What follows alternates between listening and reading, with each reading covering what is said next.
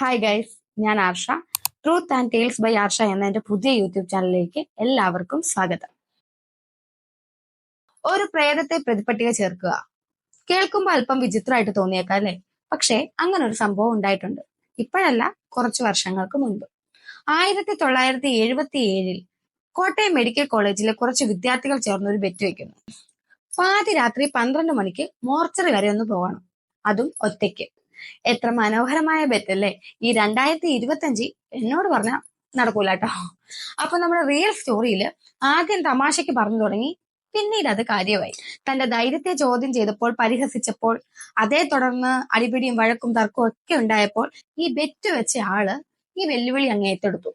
പുള്ളി പറഞ്ഞു, ശരി, ഞാൻ രാത്രി 12 മണിക്ക് മോർച്ചറിയിൽ പോകാം. പുള്ളി സമ്മതിച്ചു. അപ്പൊ ദാ സുഹൃത്തുക്കളുടെ ഇടയിൽ നിന്ന് അടുത്ത കണ്ടീഷൻ. വെറുതെ അങ്ങ് പോയാൽ പോരാ.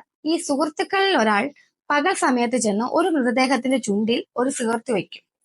താൻ അവിടെ പോയി, അല്ലെങ്കിൽ ഈ ബെറ്റ് വെച്ച ആൾ അവിടെ എത്തി എന്ന് ഉറപ്പുവരുത്തുന്നതിന് വേണ്ടിയാണ് സുഹൃത്തുക്കൾ ഇത് പറഞ്ഞത്.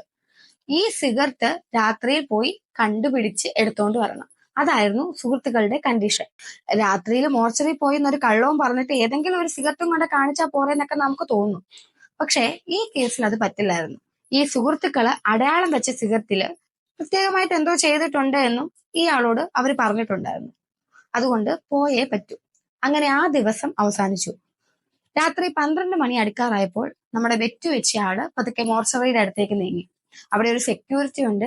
ഈ സെക്യൂരിറ്റിയെ ക്യാഷ് കൊടുത്തു മാറ്റിയെന്നും അദ്ദേഹം നല്ല ഉറക്കമായിരുന്നു അങ്ങനെയൊക്കെ പറഞ്ഞു കേൾക്കുന്നുണ്ട്. അതിലേതാ സത്യമെന്ന് നമുക്കറിയില്ല. ഇദ്ദേഹം ഒരു ഡ്യൂപ്ലിക്കേറ്റ് കീ ഒപ്പിച്ചിരുന്നു. അതുമായിട്ട് മോർച്ചറിക്കകത്തേക്ക് കയറി. ഈ ഒരു സമയത്ത് മോർച്ചറിയിൽ 2 or 3 മൃതദേഹങ്ങൾ ഉണ്ടായിരുന്നു. തീപ്പെട്ടി കത്തിച്ച് അയാൾ ഓരോ മൃതദേഹവും മാറി മാറി നോക്കാൻ തുടങ്ങി. എന്തിനാ തീപ്പെട്ടി, ലൈറ്റ് ഇല്ലെന്നൊന്നും ചോദിച്ചു കളയില്ല കേട്ടോ. 1977 കാലഘട്ടമാണല്ലോ. അപ്പം രാത്രിയിൽ മോർച്ചറിയിൽ ലൈറ്റ് ഇടുന്നതിനൊക്കെ എന്തെങ്കിലും പ്രശ്നങ്ങൾ കാണുമായിരിക്കും. എന്തായാലും ഇദ്ദേഹം തീപ്പെട്ടി ഉരച്ചാണ് ഓരോ മൃതദേഹവും പരിശോധിച്ചത്. അങ്ങനെ അവസാനം ചുണ്ടിൽ ആ ഒരു സിഗരറ്റ് വെച്ചിട്ടുള്ള മൃതദേഹം അദ്ദേഹം കണ്ടെത്തി. ആ ചുണ്ടിലിരിക്കുന്ന സിഗരറ്റ് എടുക്കാൻ വേണ്ടി അദ്ദേഹം പേടിയോടെ കൈ നീട്ടിയപ്പോൾ ആ മൃതദേഹം അനങ്ങുന്ന പോലെ അദ്ദേഹത്തിന് തോന്നി. വീണ്ടും വളരെ പേടിയോടെ തീപ്പെട്ടി ഉരച്ച് ഈ മൃതദേഹത്തെ നോക്കിയപ്പോൾ ആ മൃതദേഹത്തിന്റെ ചുണ്ട് അനങ്ങുന്നതായും പെട്ടെന്ന് തന്നെ ആ സിഗരറ്റ് ആ മൃതദേഹത്തിന്റെ വായ്ക്കുള്ളിലേക്ക് മറയുന്നതായിട്ടും ഇദ്ദേഹം കണ്ടു.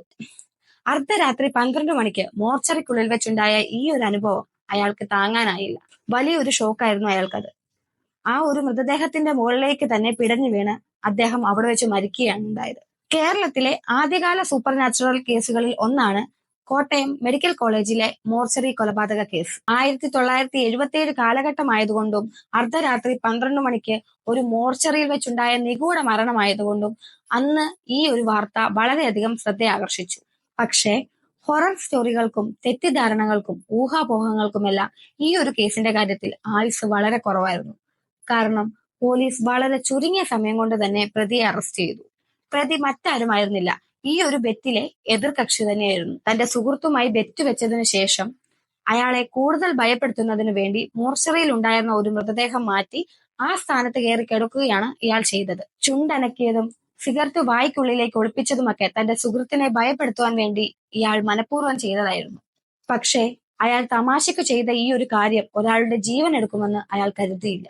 മനഃപൂർവ്വം ഒരാളെ കൊല്ലണമെന്ന് വിചാരിച്ചു ചെയ്തതല്ലെങ്കിലും കുറ്റം കുറ്റമല്ലാതാവുന്നില്ലല്ലോ.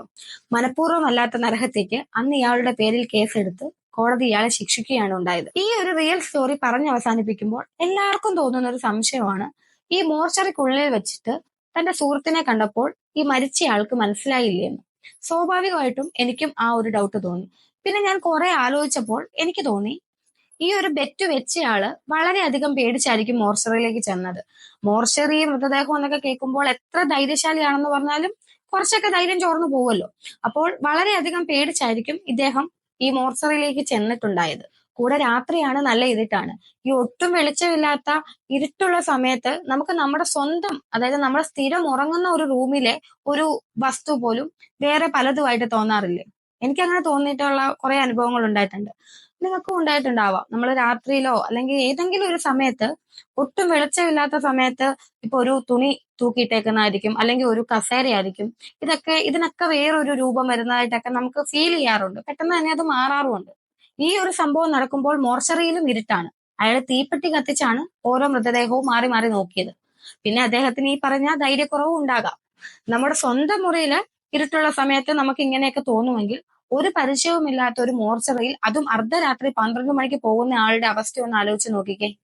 വളരെ പേടിച്ച് തന്നെ ആയിരിക്കും അയാൾ മോർച്ചറിയിലേക്ക് ചെന്നത്. കൂടെ ഇരുട്ടും, പിന്നെ ഈ ചുറ്റും കിടക്കുന്നത് മൃതദേഹങ്ങളും ആണല്ലോ. അപ്പോൾ പെട്ടെന്ന് തന്റെ സുഹൃത്തിനെ അതിനകത്തുനിന്ന് കണ്ടുപിടിക്കാൻ പറ്റിയെന്ന് വരില്ല. അതിന്റെ കാരണം പേടി തന്നെ ആയിരിക്കും. പിന്നെ ആ മൃതദേഹത്തിന്റെ ആ ഒരു ലുക്ക് വരാൻ വേണ്ടി ഈ സുഹൃത്ത് എന്തെങ്കിലും കുസൃതിയൊക്കെ മുഖത്ത് ഒപ്പിച്ചിട്ടുണ്ടാവും, വല്ല പൗഡറോ അങ്ങനെ എന്തെങ്കിലും ഇട്ടിട്ടും ഉണ്ടാവാം. അതുകൊണ്ടായിരിക്കാം ചിലപ്പം ഇയാൾക്ക് മനസ്സിലാകാൻ പറ്റാഞ്ഞത്. എന്തായാലും അങ്ങനെ തിരിച്ചറിയാൻ പറ്റാത്തതിന്റെ മെയിൻ കാരണം പേടി തന്നെയാണ്. ഇപ്പൊ നമ്മൾ മനസ്സിൽ പേടി വെച്ചിട്ട് പുറത്ത് എത്ര ധൈര്യശാലിയാണെന്ന് കാണിച്ചാലും ആ പേടി അവിടെ തന്നെ ഉണ്ടാവും. ഈ ഒരു കേസിലും അത് തന്നെ ആയിരിക്കാം ഉണ്ടായത്. ബെറ്റ് വെച്ചപ്പോൾ പേടി ഉണ്ടെങ്കിലും തന്റെ ഒരു വ്യക്തിത്വത്തെ ചോദ്യം ചെയ്യുന്ന കേസായതുകൊണ്ട്, അല്ലെങ്കിൽ തന്റെ ധൈര്യത്തെ ചോദ്യം ചെയ്യുന്ന ഒരു സംഭവമായതുകൊണ്ട് അദ്ദേഹം അപ്പോൾ അത് ഏറ്റെടുത്തിരിക്കാം. പിന്നീട് വളരെ പേടിച്ചായിരിക്കും മോർച്ചറിയിലേക്ക് പോയത്. പിന്നെ പാതിരാത്രിയിൽ അദ്ദേഹത്തിന് മോർച്ചറിയിൽ നിന്ന് കിട്ടിയ അനുഭവങ്ങൾ അദ്ദേഹത്തിന് പേടി കൂടി, എന്തെങ്കിലും അറ്റാക്കോ അങ്ങനെ എന്തെങ്കിലും ഉണ്ടായിട്ടുണ്ടാവാം. അങ്ങനെയാണ് അയാൾ മരണപ്പെട്ടത്. ഈ ഒരു സംഭവത്തെ ആസ്പദമാക്കി 1983 മലയാളത്തിൽ ഒരു സിനിമ ഇറങ്ങിയിട്ടുണ്ട്. പ്രേം നസീർ, മധു, ശ്രീവിദ്യ, ക്യാപ്റ്റൻ രാജു, രാമു, മണിയമ്പിള്ള രാജു എന്നിവർ പ്രധാന വേഷങ്ങളിലെത്തിയ മോർച്ചറി എന്ന സിനിമ. യഥാർത്ഥ സംഭവത്തിലെ സിഗരറ്റിനു പകരം ഈ സിനിമയിൽ പറയുന്നത് മൃതദേഹത്തിന്റെ കയ്യിൽ കിടക്കുന്ന മോതിരം ഊരിക്കൊണ്ടുവരാനാണ്. ഈ ഒരു സിനിമയിൽ ശങ്കറാണ് മോർച്ചറിയിലേക്ക് പോകുന്നതും മണിയമ്പിള്ള രാജുവാണ് അദ്ദേഹത്തെ പറ്റിക്കാൻ വേണ്ടി മൃതദേഹമായിട്ട് അവിടെ കിടക്കുന്നതും. ഈ സിനിമ യൂട്യൂബിലുണ്ട്, കാണുന്നവർക്ക് കണ്ടു നോക്കാവുന്നതാണ്. വലിയ തരക്കേടില്ലാത്ത ഒരു സിനിമ തന്നെയാണ്. പിന്നെ ഇതിന്റെ ക്ലൈമാക്സ് ഒക്കെ വളരെ ഒന്ന് അങ്ങോട്ടും ഇങ്ങോട്ടും മാറ്റിയിട്ടുണ്ട്. പക്ഷെ ഇതിൽ പറഞ്ഞു വന്നിരിക്കുന്ന സംഭവം ഇത് തന്നെയാണ്. അപ്പോൾ ഇന്നത്തെ എന്റെ വീഡിയോ നിങ്ങൾക്ക് ഇഷ്ടമായെങ്കിൽ എല്ലാവരും എന്റെ ചാനൽ ഒന്ന് സബ്സ്ക്രൈബ് ചെയ്യുക, വീഡിയോ ഒന്ന് ലൈക്ക് ചെയ്യുക, സപ്പോർട്ട് ചെയ്യുക. അടുത്തൊരു വീഡിയോയുമായി പിന്നെ കാണാം.